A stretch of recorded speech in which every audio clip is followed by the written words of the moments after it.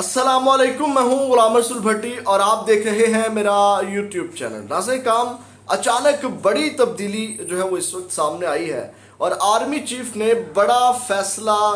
कर लिया है और बड़ा ऐलान इस हवाले से उन्होंने जो है वो कर दिया है। और इसके साथ ही आज chief justice Islamabad high court justice Aamir Farooq जो हैं वो इमरान खान साहब जो है इमरान खान साहब के ऊपर जो बड़े मेहरबान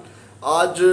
हुए हैं, क्योंकि आज साइफर केस में भी बड़ी जो है वो पेशरफ्त हुई। उसकी तफसीलात मैंने अलग से अपने इससे पहले वाले व्लॉग में जो है वो तमाम तर तफसीलात जो है वो उसमें शेयर की हैं कि उस हवाले से क्या डेवलपमेंट हुई और उस हवाले से जो है वो तमाम तफसीलात उसमें मैंने शेयर की हुई हैं। और इसके साथ साथ नाज़रीन काम नवाज शरीफ साहब की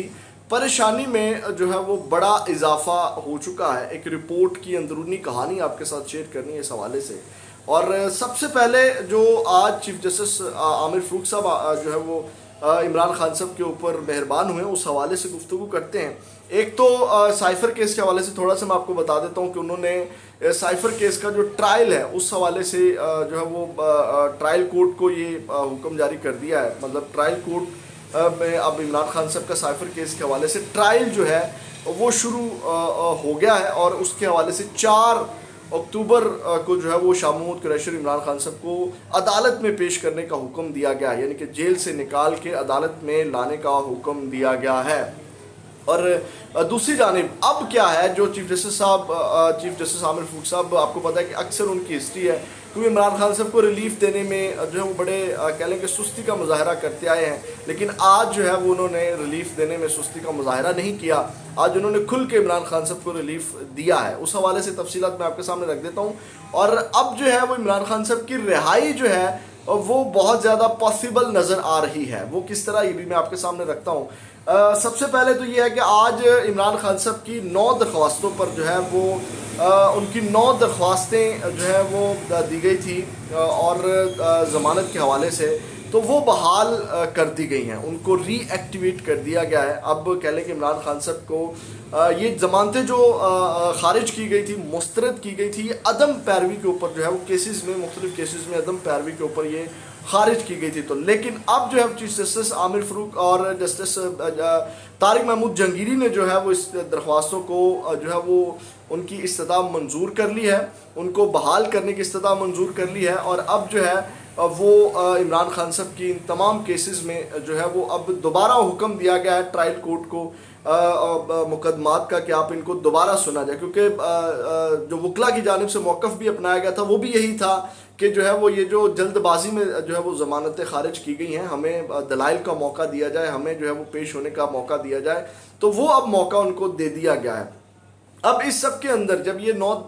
ज़मानतें बहाल हो गई हैं इमरान खान साहब के केसेस में, तो अब जो रिहाई है वो किस तरह अब करीब है, पॉसिबल है, वो मैं आपके सामने रख देता हूँ। नाज़रीन काम, शेर अफजल मरवत ने इसके बाद ट्वीट किया, क्योंकि डेफिनेटली कानूनी माहिरीन है या वो इन चीज़ों को ज़्यादा समझते हैं, तो उनका ट्वीट मैं आपके सामने रख देता हूँ। उन्होंने कहा कि चीफ जस्टिस आमिर फ़ारूक की सरबराही में इस्लामाबाद हाई कोर्ट के डिवीज़न बेंच ने 1 दर्जन के करीब मुकदमात में इमरान खान की ज़मानत कबल अज़ गिरफ्तारी के फैसले कल अदम करार दे दिए हैं और इस फैसले के नतीजे में खान साइफर केस में ज़मानत मंजूर होने की सूरत में जेल से बाहर होंगे। मतलब कि अब जो ट्रायल होने जा रहा है इमरान खान साहब का साइफर केस के अंदर, जिसकी पहली हेयरिंग या तारीख जो है वो बाकायदा तौर पर ट्रायल जो है वो 4 अक्टूबर से होगा, तो उसमें इमरान खान साहब की ज़मानत हो जाती है। तो इसके अलावा जो है वो इमरान खान साहब के ऊपर अभी कोई ऐसा केसेस नहीं है, वो कह रहे हैं कि जिसमें इमरान खान साहब को अंदर रखा जाए, लेकिन 9 मई के वाक़यात वाले बगावत वाले केसेस हैं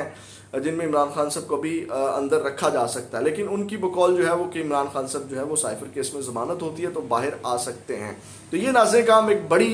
अहम पेशरफ्त हुई है। दूसरी जानिब नाज़रीन काम,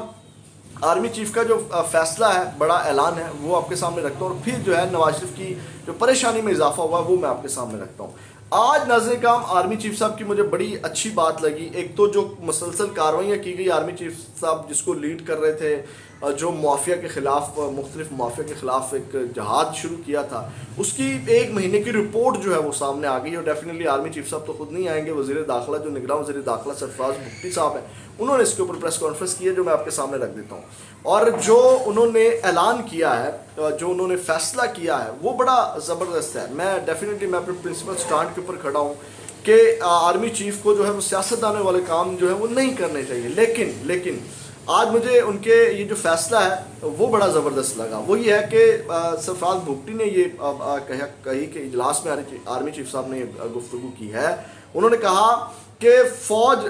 کے لوگ بھی اگر اسمگلنگ میں ملوث ہوئے تو ان کا کورٹ مارشل جو ہے وہ ہوگا، ٹھیک ہے۔ ایک تو انہوں نے ایکسیپٹ کیا کہ اسمگلنگ کے اندر جو ہے مختلف قسم کی جو اسمگلنگ کی جاتی ہے چمن بلوچستان کے بارڈر کے اوپر، اس میں فوج کے لوگ ملوث ہیں، یہ اب بات ایکسیپٹ کرنا، یہ میرا خیال ہے پہلے آرمی چیف ہوں گے جنہوں نے ایکسیپٹ کیا ہے، علی اعلان بات کی ہے کہ جناب یہ چیز کام ہمارے فوجی ملوث ہیں اور ان کو جناب سزا دی جائے گی، جس طرح 9 مئی کے واقعات کے حوالے سے بھی کچھ لوگ ان کے مطابق گڑبڑ کر رہے تھے، جو فوج کے خلاف چیزیں جاری تھی، ان کو بھی سزائیں دی گئی۔ تو اب جو ہے